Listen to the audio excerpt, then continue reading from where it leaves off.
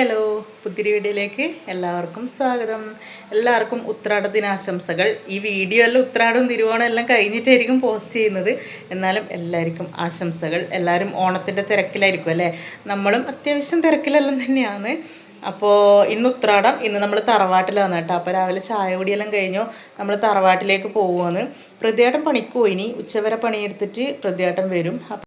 അപ്പോൾ എല്ലാവരും കൂടെ നമ്മളിന്ന് തറവാട്ടിൽ നിന്നാണ് ഫുഡ് കഴിക്കുന്നത്. അപ്പോൾ ഇനിയിപ്പം അങ്ങോട്ടേക്ക് നമ്മൾ പോവുകയാണ്. ഇന്ന് കാര്യമായിട്ടൊന്നുമില്ല, ഇന്ന് നമ്മൾ നെയ്ച്ചോറും ചിക്കൻ കറിയാണ് ആക്കുന്നത്. നാളെയാണ് നമ്മളെ ഓണസദ്യ. രാവിലെ തന്നെ നല്ല മഴയായിരുന്നു. അങ്ങനെ ഞങ്ങൾ പോകാൻ ഇറങ്ങുമ്പോൾ മഴ പെയ്യുന്നുണ്ട്. നന്ദു നേരത്തെ കുളിയെല്ലാം കഴിഞ്ഞ് അപ്പുറത്തേക്ക് പോയിട്ടുണ്ട്. അങ്ങനെ നമ്മളിത് ആ കുടയെല്ലാം എടുത്തിട്ട് അപ്പുറത്തേക്ക് പോവുകയാണ്. അപ്പോഴത്തേക്ക് അപ്പുറത്തുനിന്ന് ഏട്ടനും അടുത്തമ്മയും പിള്ളേരെല്ലാം വരും.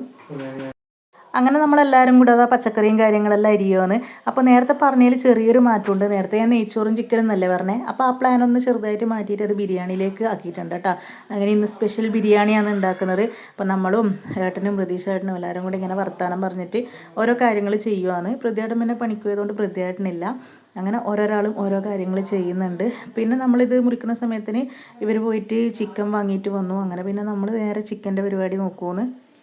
നെയ്ച്ചോറാക്കാൻ തീരുമാനിച്ചത് കൊണ്ട് തന്നെ ചിക്കൻ ചെറിയ പീസാക്കിയിട്ടാണ് കൊണ്ടുവന്നിട്ടുണ്ടായിന്. പിന്നെയല്ലേ ബിരിയാണിയിലേക്ക് മാറിയത്. പിന്നെ അമ്മ ഒരു സൈഡിൽ നിന്ന് നാരങ്ങക്കറി ആക്കുന്നുണ്ട്. എൻ്റെ ബാക്ക്ഗ്രൗണ്ടിൽ ഒച്ചപ്പാടെല്ലാം ഉണ്ടാവും. നമ്മളെല്ലാവരും ഒരുമിച്ചായതുകൊണ്ട് തന്നെ ബേക്കിൽ സൗണ്ടും കാര്യങ്ങളെല്ലാം കേൾക്കുന്നുണ്ടാവും. അപ്പോൾ പിള്ളേരെല്ലാം ഇടുന്ന് ഇങ്ങനെ കളിച്ചുകൊണ്ടിരിക്കുന്നുണ്ട്. പിന്നെ അതിൻ്റെ സൈഡിലേക്ക് കൂടി ഞാനിത് സ്പെഷ്യൽ ഐറ്റം ഉണ്ടാക്കുന്നുണ്ട്. നമ്മളെ ചിക്കൻ്റെ പാർട്സ് എടുത്തിട്ട് ഒരു സൈഡിൽ വേവിക്കാൻ വെച്ചിട്ടുണ്ട്. ഒരു സൈഡിൽ ഞാൻ പിന്നെ ഉള്ളിയെല്ലാം വഴറ്റിയിട്ട് അതാക്കാൻ നോക്കുന്നുണ്ട്. നമ്മൾ ബിരിയാണീൻ്റെ ബാക്കി പരിപാടികളെല്ലാം പുറത്തുനിന്നാണ്, പുറത്തടുപ്പ് കത്തിച്ചിട്ടാണ് ആക്കുന്നത്. അപ്പോൾ ഏട്ടനും പ്രതീക്ഷ ഏട്ടനും എനിശയും കൂടെ ഇടാ ജോറായിട്ട് ചിക്കൻ വറുത്തുകൊണ്ടിരിക്കുന്നുണ്ട് കേട്ടോ. ചിക്കൻ വറുത്തിട്ടാണ് നമ്മൾ ബിരിയാണി ആക്കുന്നത്. അങ്ങനെ അവരതിൻ്റെ പരിപാടി, നമ്മളകത്ത് ബാക്കി ചോറും കാര്യങ്ങളും അതിൻ്റെ കാര്യങ്ങൾ നമ്മൾ അകത്തെ അടുപ്പിലും ആക്കുവാണ്. അപ്പോഴത്തേക്ക് ഇതാ മലപ്പുറത്തുനിന്ന് ഏട്ടമ്മേൻ്റെ അച്ഛനും പിന്നെ മനീഷയും സായിയും വന്നിട്ടുണ്ട്. മലപ്പുറത്തെ അമ്മ കുറച്ച് കഴിയുമ്പോൾ വരും കേട്ടോ. അങ്ങനെ അവർ വരുമ്പോഴത്തേക്ക് പിന്നെ നല്ല മഴയായിരുന്നു. അങ്ങനെ പിന്നെ അവർ വന്നു. ഓണത്തിന് അവർ ഇപ്രാവശ്യം നമ്മളെ കൂടെ തന്നെയാണ് കേട്ടോ. അങ്ങനെ ഇതാ ഏട്ടൻ നെയ്ച്ചോറിന് വേണ്ടിയിട്ടില്ലേ ഉള്ളി വഴറ്റിക്കൊണ്ടിരിക്കുവാണ്.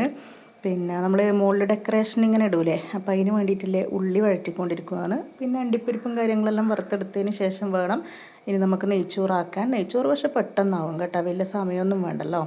അങ്ങനെ ഏട്ടനിടുന്നാക്കുന്നുണ്ട്. ഞാനപ്പോൾ വേറെ നമ്മൾ ഓരോരാളും ഓരോ സൈഡിൽ നിന്ന് ഓരോ പണികൾ ഇങ്ങനെ ചെയ്തുകൊണ്ടിരിക്കുവാണേ.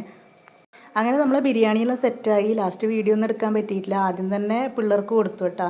കുറച്ച് സമയമായി അവർ വെയിറ്റ് ചെയ്യുന്നത്. അങ്ങനെ ഇത് ഓരോരാൾക്ക് നമ്മൾ ചിക്കൻ ഓരോ സൈഡിൽ നിന്ന് ഇങ്ങനെ പൊട്ടിച്ചിട്ട് കൊടുത്തിട്ട് പിള്ളേർ തിന്നുന്നുണ്ട്. നല്ല സൂപ്പർ ബിരിയാണി ആയിരുന്നു. പിള്ളേർ എണീറ്റപാട് പിന്നെ ഇതാ ഏട്ടനും പ്രതീക്ഷേട്ടനും പിന്നെ കുട്ടാപ്പി അച്ഛനും എല്ലാവരും കൂടെ ഇരുന്നിട്ടുണ്ട്. പ്രതിയേട്ടൻ ഉച്ചവരെ പണിയെടുത്തിട്ട് വരുമെന്ന് പറഞ്ഞു, വന്നുകൊണ്ടിരിക്കുന്നുണ്ട് എന്ന് പറഞ്ഞു. അപ്പോൾ പ്രതിയേട്ടൻ വന്നു കഴിഞ്ഞിട്ട് വേണം നമുക്ക് ഫുഡ് കഴിക്കാൻ വേണ്ടിയിട്ട്. അങ്ങനെ അടുത്ത ട്രിപ്പിൽ മനീഷേനെയും അമ്മേനെയും പിള്ളേരെയും ഇരുത്തിയിട്ടുണ്ട്.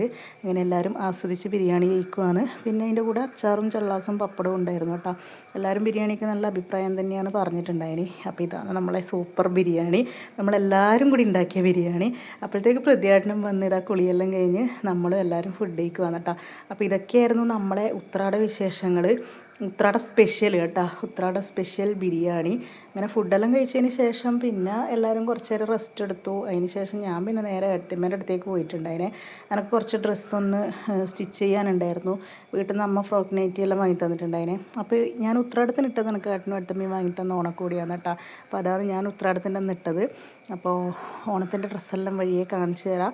അങ്ങനെ പിന്നെ ഞാൻ നേരെ പോയിട്ട് ഇതാ ഡ്രസ്സെല്ലാം സ്റ്റിച്ച് ചെയ്യുകയാണ്. പിന്നെ പ്രത്യേകിച്ച് പരിപാടികളൊന്നും ഉണ്ടായിട്ടില്ല.